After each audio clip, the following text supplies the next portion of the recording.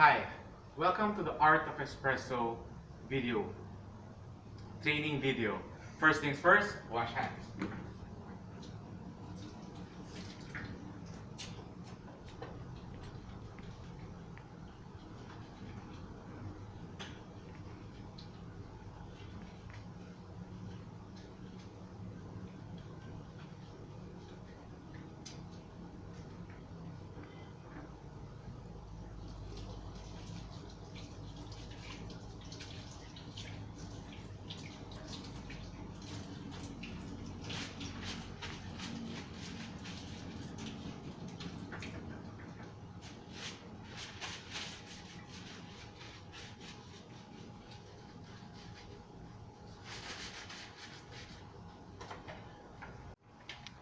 Hi.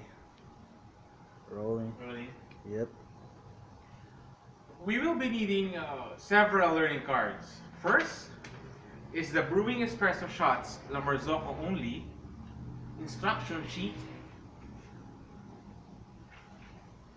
Then the Art of Espresso learning cards, 7 variables of a perfect shot of espresso. What we'll do first is I will demonstrate how to brew espresso shots. I will demonstrate it twice. First is by saying the major steps. Then second, I will do it again, but this time I'll be saying the major steps, key points, and reasons why. So when I demonstrate this first, please observe me carefully. From the instruction sheet, it is said the first major step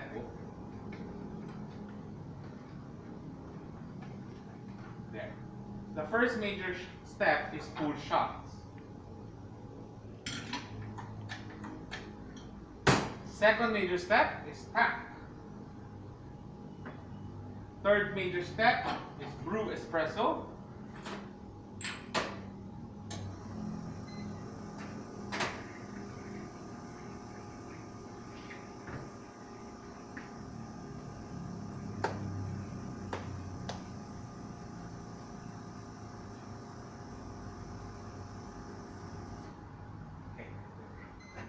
And the fourth major step is clean.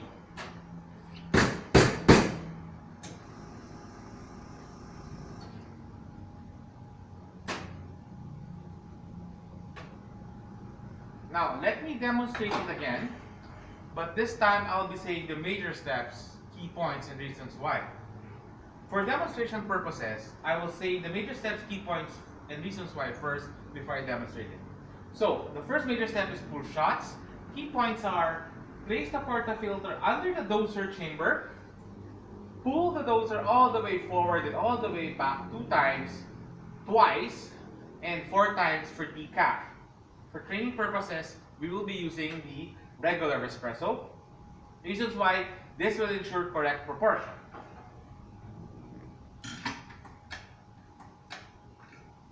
Second major step is tamp. The key points are set the portafilter on the counter and tamp the coffee firmly and evenly. There's a note here: if pour is too fast, adjust for a finer grind or tamp harder. If pour is too slow, adjust for a coarser grind or tamp softly. Wipe the excess grounds from the rim of the portafilter using your hands. That's why it's really important to wash your hands prior to working in the bar station.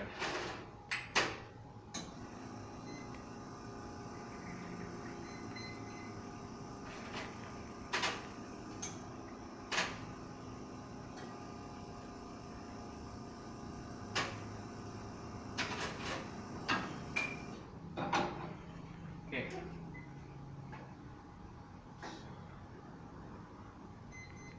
And the third major step is brew espresso. Clamp the portafilter into the group head by inserting with your right hand, as I demonstrated earlier, and locking with your left hand. This avoids repetitive motion injury. Press the appropriate button to brew espresso. In our case, in our market, these 3 buttons are programmed to dispense the 3 ounces of water for brewing espresso. Capture shots in shot glasses. Reasons why: to be able to verify the quality of espresso shot. And use espresso shots within 10 seconds to ensure quality as well.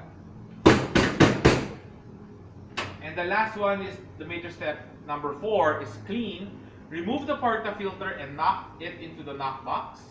Press the rinse button. In our case, the button in the far left is the rinse button. Rinse the portafilter, grip the handle carefully. And clean shot glasses to prepare for the next beverages.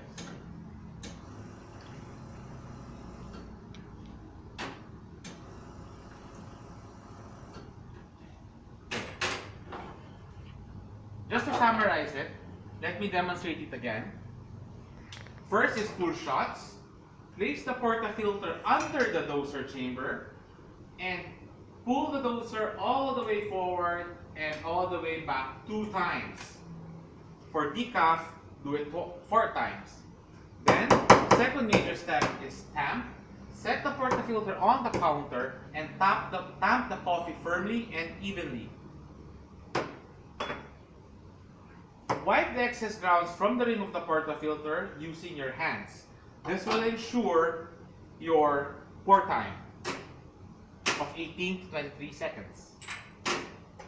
Brew espresso, as I have seen earlier, I clamp the portafilter in the group head by inserting your right hand, inserting it with your right hand, then locking with your left hand.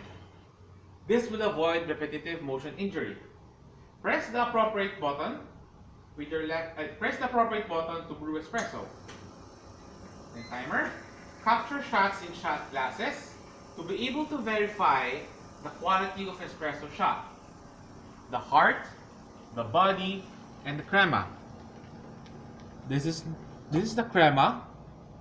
This is the body, and this is the heart. And this is what we call tiger striping. Use espresso shots within 10 seconds. Usually,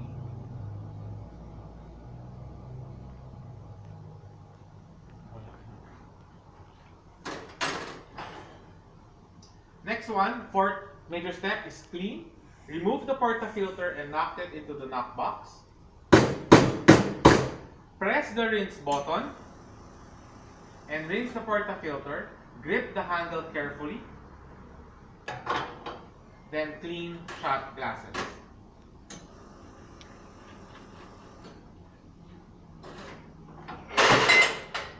Whoa.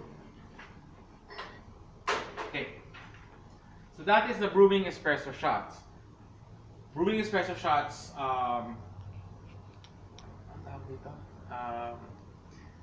teaching model. Brewing espresso shots, instruction sheets. Okay. Next is we'll go through the 7 variables of perfect espresso shot. The perfect shot of espresso. Let me go through first the variables of the espresso, the variables of the perfect shot of espresso. First is we have the tamp, first variable. Second is the rate of pour. As you have seen earlier, rate of pour can be likened to a honey dripping off a spoon. You'll hear this often. The third variable is the dose. If you can come closer. The dose is the coffee in the doser chamber. The fourth variable is the grind. The grind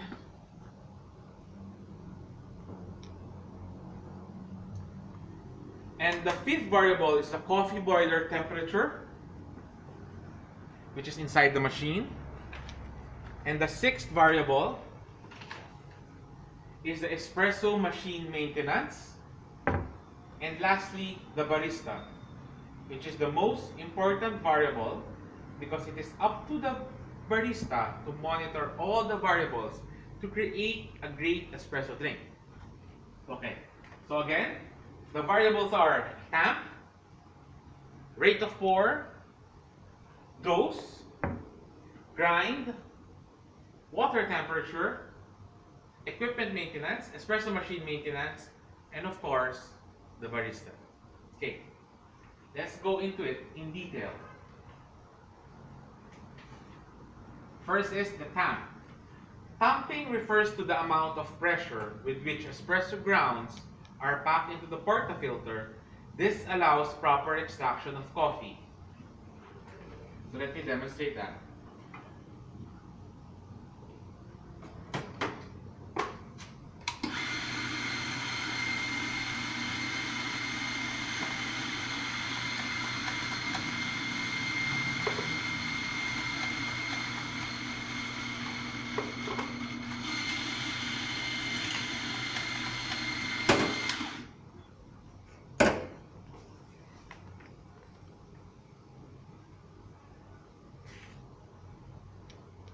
Set the portafilter on the counter and tamp the coffee firmly and evenly. Rocking or rolling the tamper will cause irregular and uneven shots.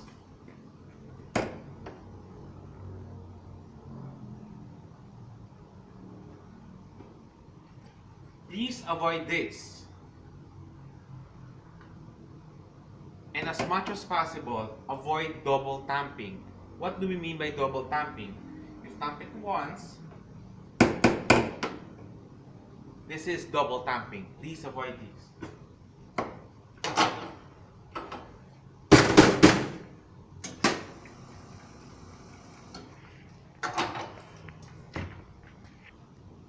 The next is rate of pour.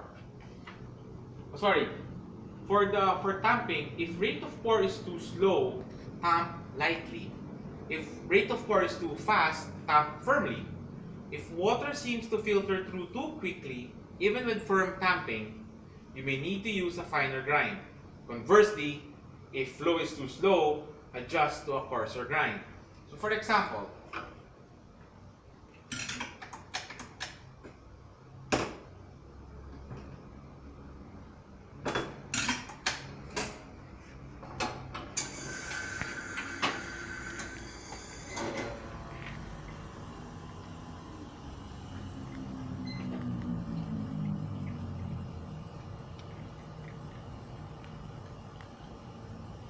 from the flow itself, we know that this is bad shot already. Halfway through the shot glass, it's already 18 seconds. So you may stop this by pressing the same button. So my next action step is to tamp lightly.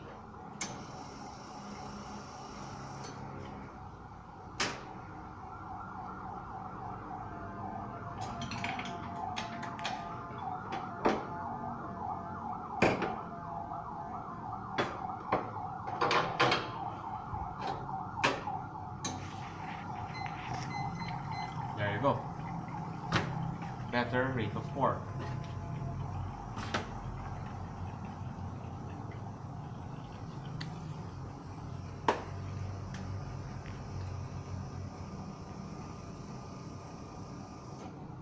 Okay. So in a different case, let's say the rate of pour is too fast, what you could do is you can tamp firmly. So now, the second variable is rate of pour. The ideal rate of pour may be likened to that of honey dripping off a spoon. By experimenting with the dose, grind, and tamping pressure, you can achieve the best flow rate and the best flavor.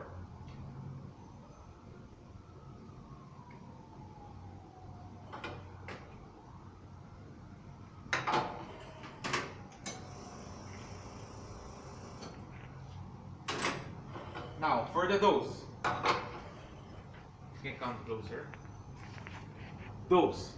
Always pull the doser lever at a moderate and even speed to ensure a full dose. Pulling the doser lever very fast, like this one,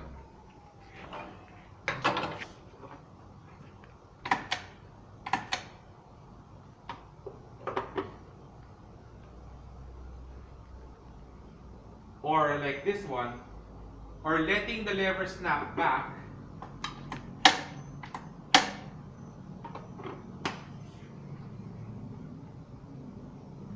will cause uneven dose weights and broken doser springs. If the dose is too little, it can cause coffee to pour out rapidly and will taste watery. If the dose is too many, it can cause shots to come out very slow and will taste bitter. Ensure there is enough coffee to completely cover the pie-shaped wedges inside the doser chamber. Come here, take a look. This is what I mean by the pie-shaped wedges. So you have to ensure that it is completely covered.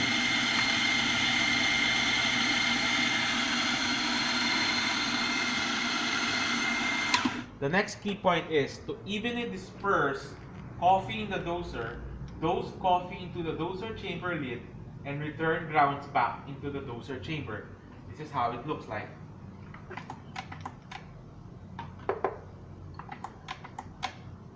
This will ensure that each pie-shaped wedge has the appropriate amount of coffee.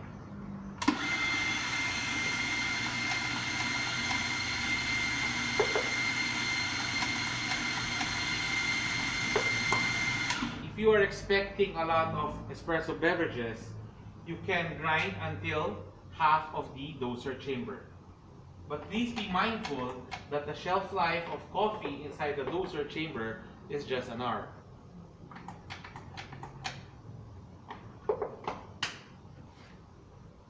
Okay, those standards for espresso, for regular espresso, 2 pulls, as you've seen earlier. But for decaf, it is 4 pulls. But both of them will result into 14 grams.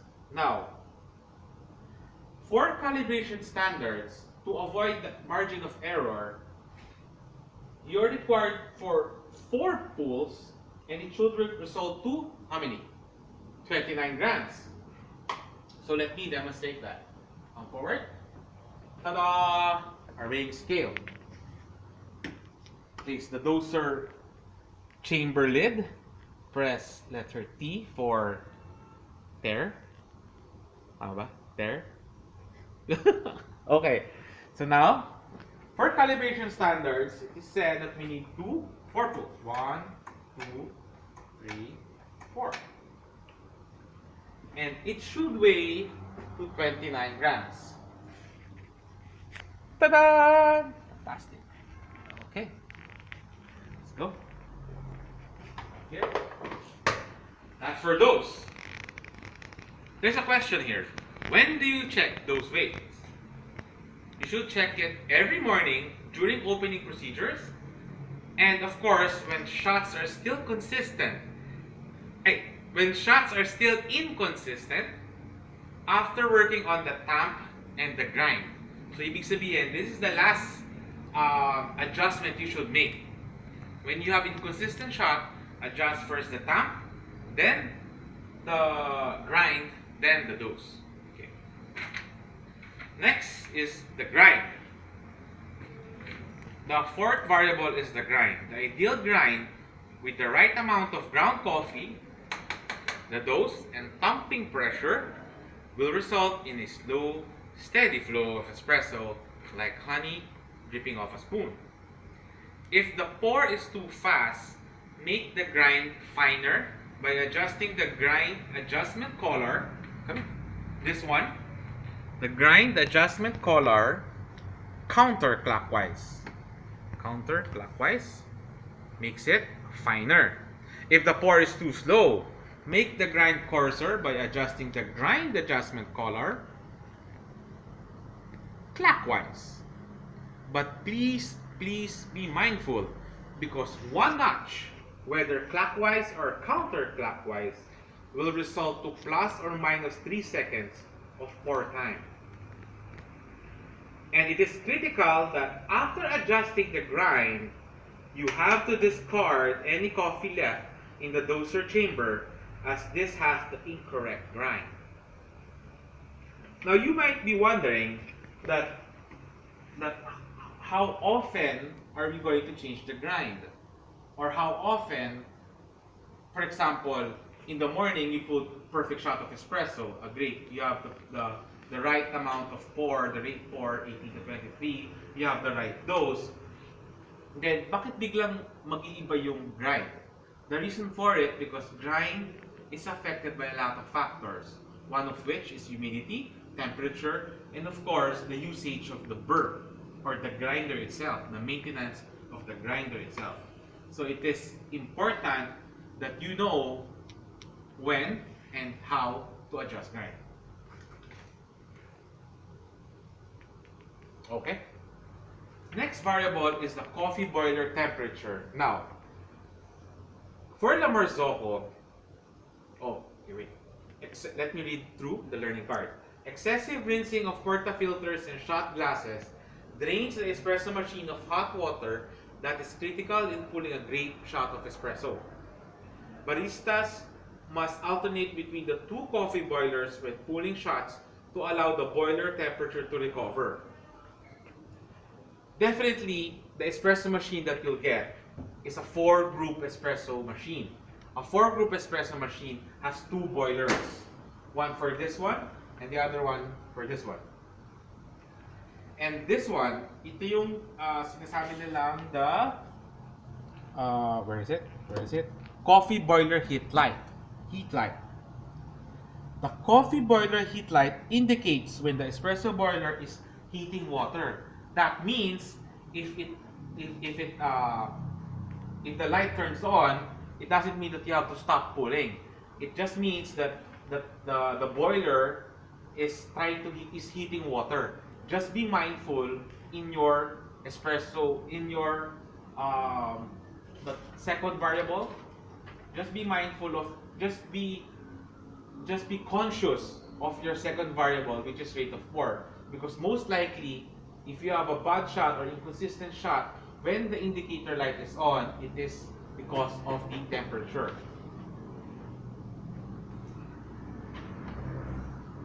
Here, look.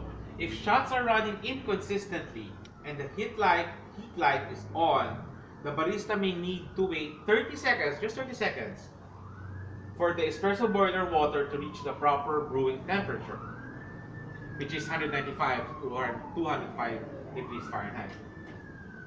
Okay? Good. Now, the 6th variable is the espresso machine maintenance. Each equipment components that comes into contact with the coffee must be regularly cleaned to ensure proper operation.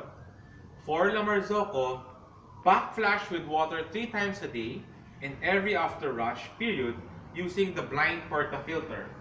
This is the blind portafilter. Sabi dito, we need to backflash with water 3 times a day and every after rush period using this one. Note, backflash 7 times, 2 seconds each. How does it look like? Let me demonstrate. In backflashing, this diagram here, we should use the free pour button, this one. Okay? 2 seconds each. So, 1, 2. Oh, shucks. Sorry. Dito pala. Okay. Backflash. Using the free pour button. So here it goes. 1, 2. 1, 2. 2. 1, 2. 3. 1, 2. 4. 1, 2. 5. 1, 2. 6. 1, 2. 7. That's it. Now, the second one is backflash with espresso machine cleaner or Cafiza. Cafiza, espresso machine cleaner. So this is how it looks like. The instruction here is use at least 3 grams, so more of like a pinch. Up, far out. This is too much, by the way. This is too much. Don't use this much. Sorry. A 3 grams would look like this. Okay? So, same standard. Backflash 7 times, 2 seconds each. 1, 2. 1, 2. 1, 2. 1, 2. 1, 2. 1, 2. 1, 2. Okay. So why do we need to do that? Or why do we need to do the backflashing 3 times a day and every after rush? The reason is that the espresso machine has a lot of copper tubes inside, and most likely coffee grounds go through this tube. So by backflashing, we're ensuring that we're flashing out the coffee, and by using this one, we're flashing out the oils as well. Look, see?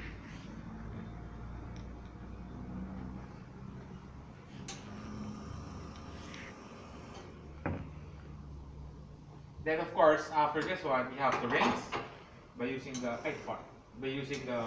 free part again, 7 times again, just to ensure that there are no more water in the copper tubings.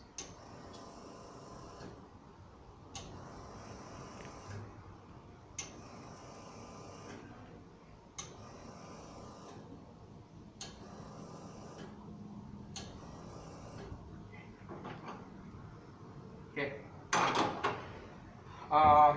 Look at this. Never use the hot water switch for backflashing. Excessive rinsing drops water temperature in the coffee boiler, which then affects shot quality. Use the free pour button instead. So this one. This is the hot water switch. So please avoid using this, as this can affect the water temperature. Please avoid using that. Now, and the last variable is the barista. In a perfect world, an espresso machine will be able to consistently monitor and manage the dose, grind, tap, water temperature. However, it is almost impossible to have perfection in all of the components all of the time. Baristas, therefore, are the artists of the espresso and will always be the judge of whether a shot of espresso is to standard or not. When the components are not perfect, the barista makes the decision in an instant as to the quality of the shot. Espresso shots, this is really important. Espresso shots should be tasted during each shift to help identify espresso quality. That's the only way that's the only way we'll be calibrated. And taste tests will help you develop your palate and define a great shot of espresso. There's something I want to demonstrate, which I forgot earlier, is how to adjust the grind. Wait, here. How to adjust the grind adjustment, or how to adjust using the grind adjustment color. So you might receive, I'm not sure if what kind of a store grinder you'll receive, but most probably you'll receive the new version wherein it's a bigger, bulkier, and with black finish. But definitely the components are the same. So these are the hopper. This is the hopper, the grind collar, the doser chamber, and the doser lever and the power switch, the start switch.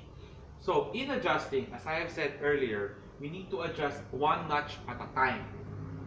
So let's assume that our shot is flows rapidly. So we need a finer grind.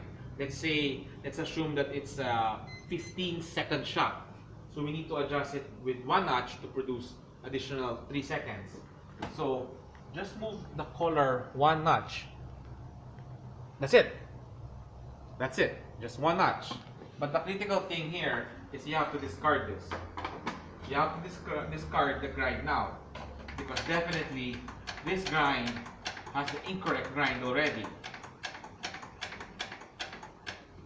So for training purposes, let me just set this aside. Okay, then grind once again.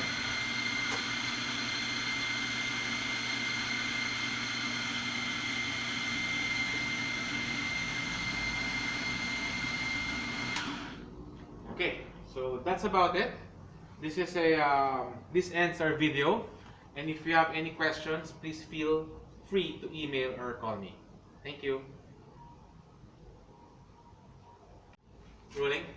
Yep. Hi again. Forgot again something. Dose. Remember the second variable? Oh no, it's not the second. It's third variable. Dose. What if the dose is incorrect? What if it's not 29 grams? So what will you do? First, you need screwdriver. Now, let's assume that our grind is around 25 grams. So we need 4 grams more. So first, is take out the coffee out of the doser chamber.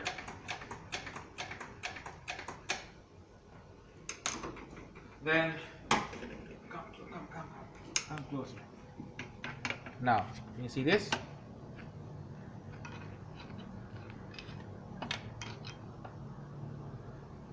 This is the knob. This is the pie-shaped wedges, and this is the plate, portioning plate. So first things first is we need to take this out there. Okay, let me clean that. There it goes.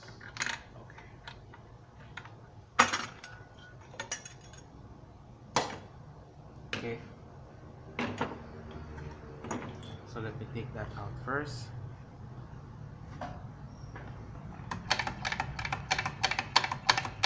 And this ball of espresso who I think has been there for years now. Okay, so what we need to do is here, you look at me first. So you saw the screw earlier inside the doser chamber. Let's pretend this is the screw. There. Let's pretend it's the screw. So if we need more grounds, we need to turn it. Wait, let me just confirm. Okay. If you need more grounds, you need to turn it counterclockwise.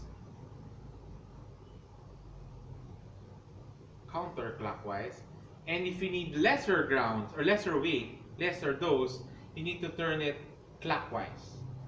Okay?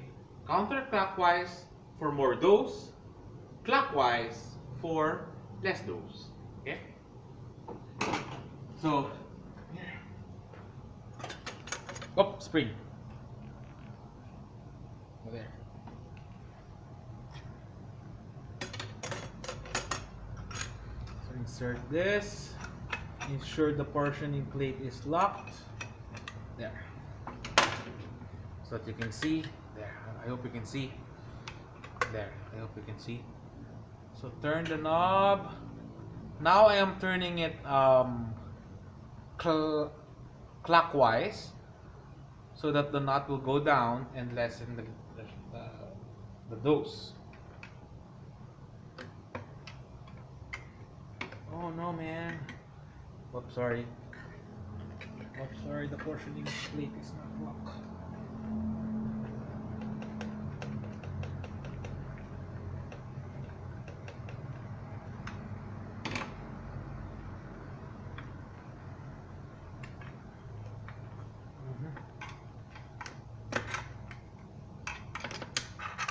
Sige, off muna. Stuck. I'll off. Game. Okay, so as I have said, sorry for the dirty hands. As I have said, this is to lessen the dose, you need to turn it clockwise. To increase the dose, you need to turn it counterclockwise. This is the pie-shaped, wedges, and this is the partitioning plate. If you can see this one, look. this one, there's a lock. You have to ensure that you place this inside the lock here. Here. Okay. Okay.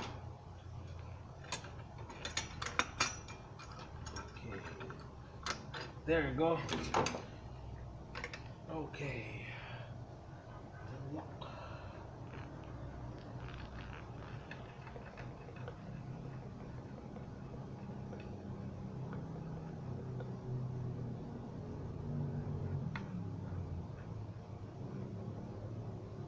Ta-da.